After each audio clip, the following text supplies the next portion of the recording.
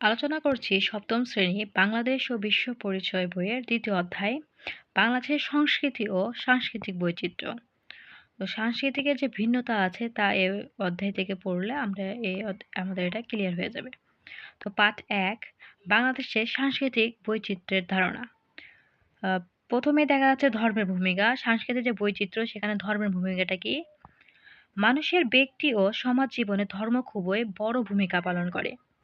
বাংলাদেশের আবহমান কাল থেকে বাস করে নানা ধর্মের মানুষ। মানুষের সামাজিক আচার আচরণেই তাই ধর্মের প্রভাব লক্ষণীয়। ছবিতে দেখা যাচ্ছে মুসলিমদের ঈদ উৎসব, এটি একটি ধর্মীয় উৎসব। ইসলাম এদেশে এসেছে সুফি সাধকদের মাধ্যমে। তাহলে প্রশ্ন আসতে পারে ইসলাম এদেশে কিভাবে এসেছে? ইসলাম এসেছে সুফি সাধকদের মাধ্যমে। মধ্যযুগে তুরস্ক, ইরাক, ইরান, আফগানিস্তান ও মধ্য এশিয়া থেকে আগত মানুষের মাধ্যমে বাংলায় মুসলিম সমাজের প্রসার ঘটে, মানে বৃদ্ধি ঘটে। দীর্ঘকালের পরিক্রমণায় এদেশে বিশাল এক মুসলিম জনগোষ্ঠী তৈরি হয়েছে। মুসলমানদের রয়েছে নিজস্ব সংস্কৃতি। তাদের রয়েছে দুটি ঈদ উৎসব, একটি ঈদুল ফিতর ও একটি ঈদুল আজহা। তবে প্রাচীন কৃষিভিত্তিক গ্রামীণ সমাজের ধারাবাহিকতায় বিভিন্ন ধর্ম ও বিশ্বাসী মানুষেরা এদেশে পাশাপাশি শান্তিতে বসবাস করে আসছে। বাংলার সংস্কৃতিতে পুঁথিপাঠ, বাউল, মুর্শিদি গানসহ বিভিন্ন লোকগানে আর নকশি-কাঁথাসহ অধিকাংশ লোকশিল্পে সকল সম্প্রদায়ের মানুষের অবদান রয়েছে। মানে সকল ধর্মের মানুষেরই অবদান এখানে অসীম। দ্বিতীয় একটা ছবি দেখা যাচ্ছে, সেটা হচ্ছে হিন্দুদের ধর্মীয় উৎসব। বাংলাদেশের হিন্দু সম্প্রদায়ের আবহমান কাল থেকে নানা পূজা, পার্বণ ও দেব-দেবীর ভজনা করে আসছে। হিন্দুদের প্রধান উৎসব দুর্গাপূজা, কালীপূজা, সরস্বতী পূজা, জন্মাষ্টমী ইত্যাদি। দেবতার প্রতিমা তৈরি এবং এর সাজসজ্জা, অলংকার, পথ নির্মাণ ইত্যাদি কারুচর্যার যেমন রয়েছে, তেমনি কি বলছে আরাধনা, আরতি মিলিয়ে মূলক নৃত্য, গীতের চর্চাও প্রচলিত রয়েছে। বৌদ্ধ ধর্মাবলম্বীদের পাহাড়ের বিভিন্ন জাতিগোষ্ঠীর তেমন রয়েছে পানি উৎসব বা অন্যান্য পূজার আয়োজন। তার মধ্যে বড় উৎসব হচ্ছে বুদ্ধ পূর্ণিমা বা প্রবারণা পূর্ণিমা।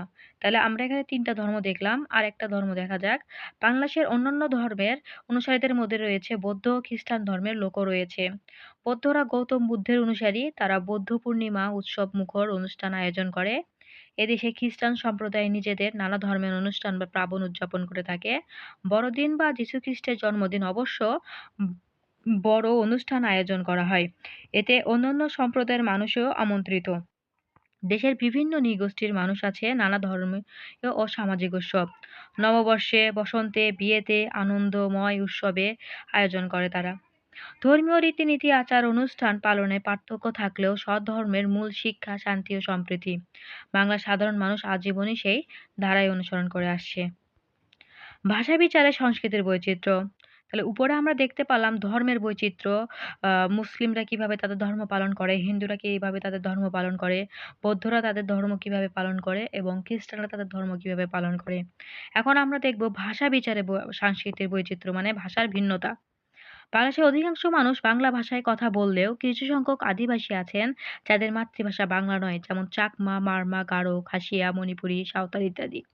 এভাবে ভাষার দিক থেকেও এদেশে সংস্কৃতির বৈচিত্র্যতা দেখা দেয়, মানে ভিন্নতা দেখা দেয়। এদেশের মানুষের প্রধান ভাষা বাংলা হলেও এই ভাষার মধ্যে দিনে দিনে অনেক ভাষার মিশ্রণ ঘটেছে। হাজার বছর ধরে নানা জাতির মানুষ এসেছে বাংলাদেশে, তাদের ভাষার প্রভাব পড়েছে বাংলা ভাষায়। তাই বাংলা ভাষার খোঁজ করলে পাওয়া যায় অস্ট্রিক, দ্রাবিড়, সংস্কৃতি, পালি, আরবি, ফার্সি, পর্তুগিজ সহ অনেক বিদেশি ভাষার সংমিশ্রণ। মানে এই সব ভাষা মিলেই আসলে বর্তমানে বাংলা ভাষাটা। সম্প্রদায়ের বিচারে সংস্কৃতির বৈচিত্র্যতা। ধর্ম এবং ভাষার মতো সম্প্রদায়ের দিক থেকেও সাংস্কৃতিক বৈচিত্র্য দেখা যায় বাংলাদেশে।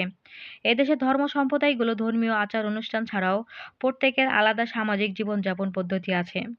সামাজিক আচার অনুষ্ঠান ও প্রথা পালনে একে অপরের সম্প্রদায়ে এক এক ধরনের রীতি রয়েছে।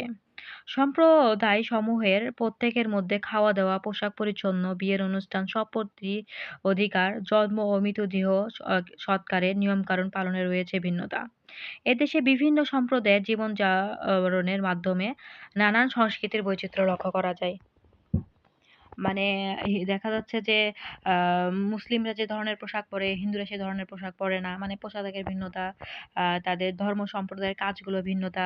আ এই যে মৃতদেহ সংস্কারের মানুষ মারা গেলে মুসলিমরা কি করে কবর দেওয়া হয়, মাটি দেওয়া হয়। হিন্দুরা কি করে পুড়ে ফেলে দেয়। এই যে মানুষ মারা গেলেও তাদের সৎকারেও নিয়ম-কানুনের ভিন্নতা রয়েছে। এটাই আসলে এই বিষয়ের সম্প্রদায়ের বিচারের বৈচিত্র্যতা। বৈচিত্র্য সাংস্কৃতিক মিশ্রণ।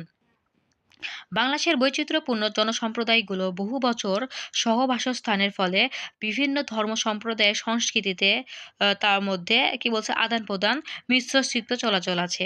ফলে এক সংস্কৃতি আরেক সংস্কৃতিতে প্রভাবিত করে। এভাবে বিভিন্ন ধর্মের সম্প্রদায়ের মানুষের মধ্যে সাংস্কৃতিক কি বলছে সহবাসস্থান ও মিশ্রণ ঘটে। তাই মিশ্রণ ঘটে ভাষা, খাবার-দাবার, পোশাক-পরিচ্ছদ, নানা উৎসব অনুষ্ঠান, আচার ও প্রথার। এমনকি করে বিভিন্ন সাংস্কৃতিক কি বলে সংস্থান ও মিশ্রণের মাধ্যমে এদেশে সংস্কৃতি লক্ষ্য করে তাকে একেবারে বলতে পারি বাংলাদেশের সংস্কৃতি। তো এখান থেকে ৩ টি কাজ আছে। এক, ধর্ম আমাদের সংস্কৃতি ও জীবনযাপনে কি ধরনের প্রভাব ফেলেছে?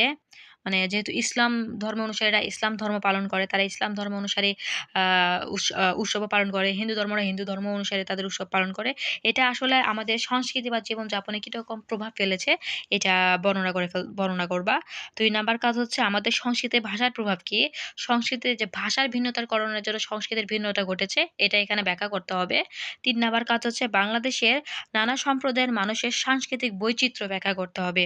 নানা সম্প্রদায়ের মানুষের মধ্যে যে সাংস্কৃতিক যে বৈচিত্র্যটা আছে এটা ব্যাখ্যা করতে হবে। এটা ছিল ১ম পাঠের আলোচনা।